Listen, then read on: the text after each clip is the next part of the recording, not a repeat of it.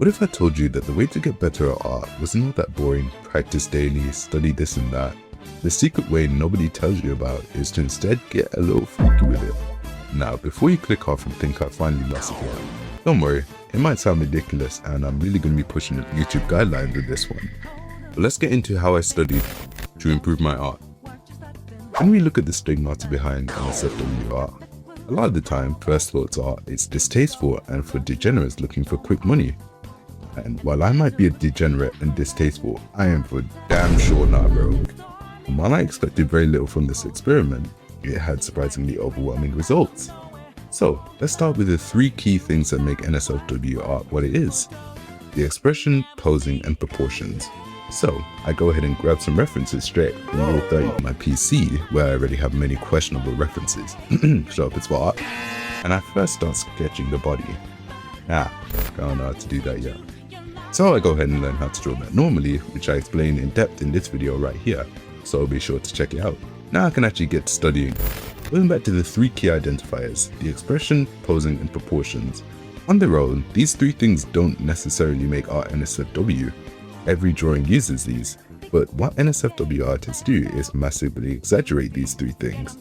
And one way you can spot skilled art is when they modify features of a person in inhuman ways, because it shows that they understand it enough to tweak and modify the parts that do look good so they look even better. You see this often with hair and eyes, and much like my sexuality, it varies depending on the scenario. Even with the suggestive expression, a static pose can look a lot more suggestive. But even if you draw a character in a suggestive pose, with a static expression, it can convey something suggestive also.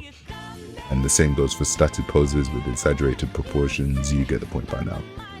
Now, let's use a different pose that takes all 3 of these key features and adds them together. While I continue to draw in the background, I'd like to thank you all for 2K subscribers. But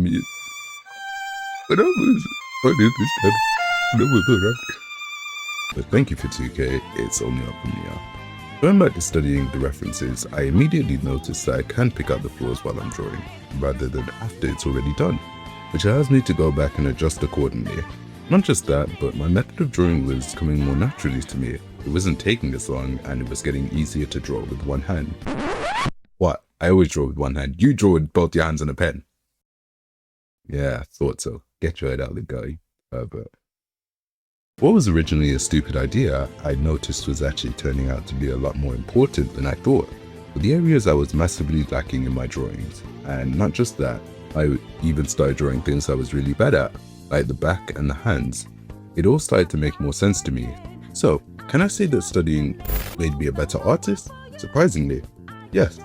Yes, I can actually. Funnily enough, it forced me to improve on the things I lacked understanding of, and even branched out into me learning things that weren't directly related to the topic. It was also really difficult to take the hardest parts and try to understand them in my own way, but even though it was difficult, I'd say it was worth it. If you want to see how I first learned how to draw the head, eyes, body, and all of that, go ahead and check out this video where I explain how I refined on my art knowledge.